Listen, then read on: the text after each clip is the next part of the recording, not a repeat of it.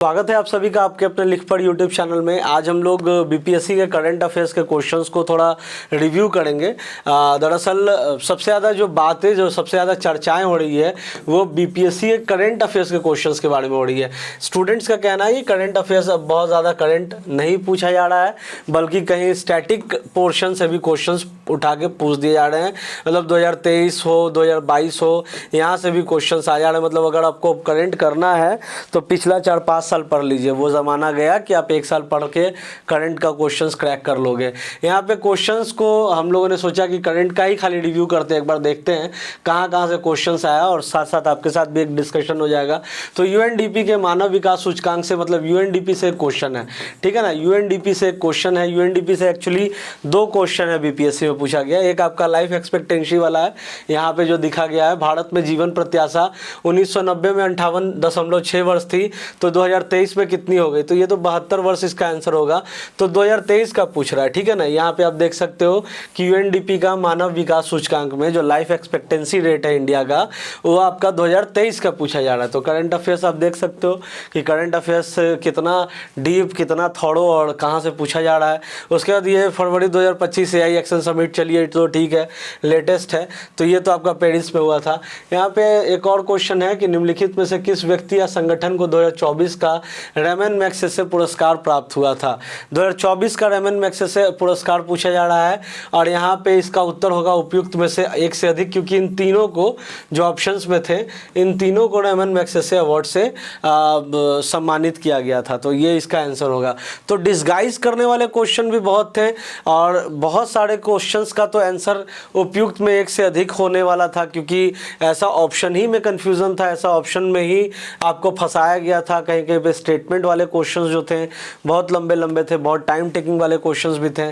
जैसे एक क्वेश्चन यहाँ पे आकाश तीर के बारे में, तो ये क्वेश्चन आप देख सकते हो, ये पीआईबी में भी छपा था आकाश तीर के बारे में 16 मई 2025 को। तो आकाश तीर के बारे में कौन सा कथन सही है, तो ये तो मेक इन इंडिया से क्वेश्चंस जो थे, यूएनडीपी से जैसे मैंने बताया कि 2 क्वेश्चन था, है ना। यूएनडीपी से 2 क्वेश्चन था, मेक इन इंडिया से और रक्षा से जो है 3-4 क्वेश्चंस थे, ठीक है ना, करंट अफेयर्स में ही। जैसे आपका पहला क्वेश्चन है आकाश तीर का, ये मेक इन इंडिया क्वेश्चन है, मेक इन इंडिया से ये क्वेश्चन है, और साथ ही साथ ये डिफेंस से भी संबंधित क्वेश्चन है। तो आप देख सकते हो क्वेश्चंस कहाँ से, ये वीडियो दरअसल हम लोग इसलिए बना रहे हैं कि क्वेश्चंस कहाँ से आए हैं करंट अफेयर्स के, ताकि आगे जो भी एग्ज़ाम हो उसमें हम लोगों को आइडिया लगे। तो क्योंकि करंट अफेयर्स का ही पैटर्न हर बार हम लोग देखते हैं कि थोड़ा बहुत चेंज होता है। आकाश तीर के बारे में तो ये इसका भी आंसर उपयुक्त में से एक से अधिक था, क्योंकि ये व्यापक C4 ISR प्रणाली को सहजता से करता है, भारतीय सेना का एयर डिफेंस प्रणाली है। तो ये इसका करेक्ट आंसर था, ठीक है ना। आप देख सकते हो आकाश तीर, आपको इमेज में भी दिख रहा होगा। ये क्या है आकाश तीर, तो बात अगर करें तो by the time the enemy knew where being was they were already being targeted, ठीक है ना।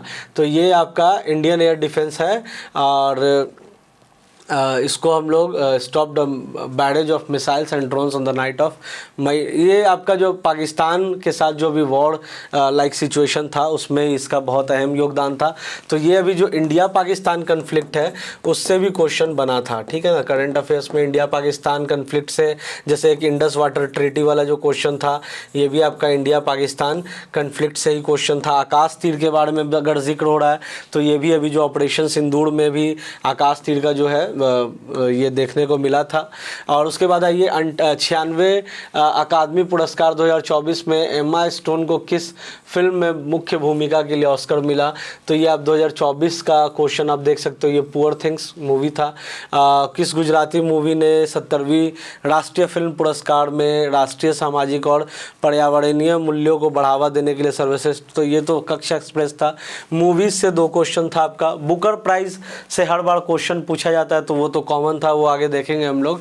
यहाँ पे आप देखिए कौन से रक्षा प्लेटफॉर्म, मेक इन इंडिया, जो मैंने आपको बताया कि मेक इन इंडिया से 2-3 क्वेश्चन था।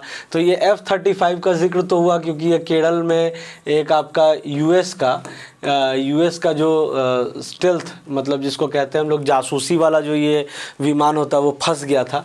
फंस नहीं गया था एक्चुअली, इसको लॉक कर दिया गया था इंडियन मिलिट्री के द्वारा, है ना। इंडियन एयर स्पेस में ये दाखिल हो रहा था और इसको लॉक कर दिया गया था और इसके बाद ये केरल में काफ़ी दिनों तक फंसा हुआ था। ये यूएस का था, तो केरल में काफ़ी दिनों तक फंसा हुआ था। बहुत ज़्यादा फजीयत हुआ यूएस को और भारत ये जानना चाह रहा था कि भाई आखिर तुम चोरी चोरी चुपके चुपके क्या कर रहे थे। तो ये इसके लिए काफ़ी दिनों तक ये रहा भी था न्यूज़ में। तो यहाँ पे इसको ऑप्शन में भी दे दिया गया था, देखिए आप यहाँ पे।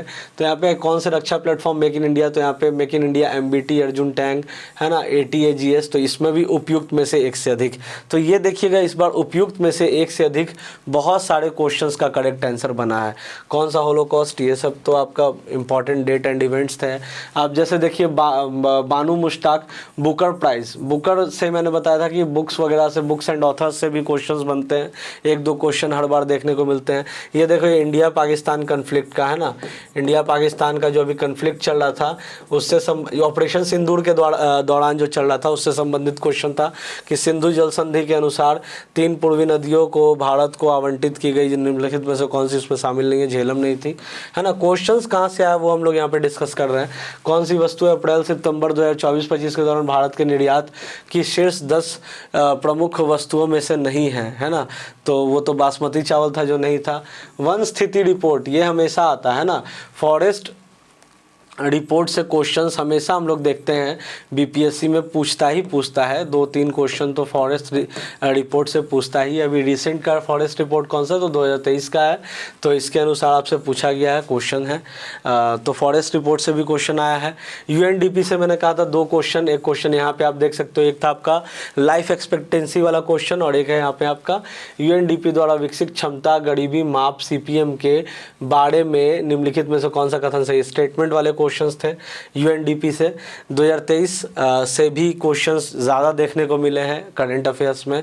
2023 में वैश्विक सेवाओं के निर्यात में निम्नलिखित में से किस देश की भारत से अधिक हिस्सेदारी है, तो ये देखने को मिला है। स्वास्थ्य और परिवार कल्याण मंत्रालय यूविन पोर्टल के बारे में कौन सा कथन सही है। यहाँ पे भी आप देखो कि उपयुक्त में से कोई नहीं, ये आपका आंसर होगा इसका। तो ये काफ़ी फंसाने वाले क्वेश्चंस भी थे। 31 अक्टूबर 2024 तक भारतमाला परियोजना के तहत किस राज्य में सबसे अधिक निर्मित सड़क की लंबाई थी। ये 31 अक्टूबर 2024 के तक का पूछा जा रहा है भारतमाला परियोजना। यहाँ पे आप देख सकते हो NFHS 5 के आंकड़ों के अनुसार निम्नलिखित में से किस राज्य ने 2019-20 में 6% से कम आबादी को बहुआयामी रूप से गरीब के रूप में, 19-20 का भी क्वेश्चन, मतलब साल 2019-20 का भी क्वेश्चन। तो ये भी कहा जा रहा था बहुत सारे स्टूडेंट्स का तो कि करंट अफेयर्स कम से कम अब 4 साल 5 साल का पढ़िए तब करंट अफेयर्स के क्वेश्चंस क्लियर होंगे। तो ये आप देख सकते हो क्वेश्चंस कहाँ से बने हैं। यहाँ पे आप देखो 2023-24 का डेटा पे क्वेश्चन है ना, 2019 के डेटा पे क्वेश्चन है, 2021 2000, तो ये आप यहाँ पे देख सकते हो। ये मैचिंग वाले भी जो क्वेश्चंस पूछे गए हैं इसमें भी 2023-24 या 2019 का डेटा पे ही मैचिंग वाले क्वेश्चंस पूछे गए हैं। उसके बाद बात करें निम्नलिखित में से क्या विज्ञान प्रौद्योगिकी और नवाचार नीति, ये तो नीति है तो 2020 का परिणाम नहीं था, तो इसमें भी आप देख सकते हो उपयुक्त में से एक से अधिक। उसके बाद आप यहाँ पे देखो 2020-21 और 22-23 के डेटा पे क्वेश्चन आपका बना है एक, तो ये यहाँ पे देख सकते हो। वार्षिक PLFS 2023-24 का क्वेश्चन है यहाँ पे। तो उसके बाद निम्नलिखित कथनों पर विचार कीजिए। यहाँ पे आपका बिहार स्पेसिफिक ये question, Bihar specific current affairs है।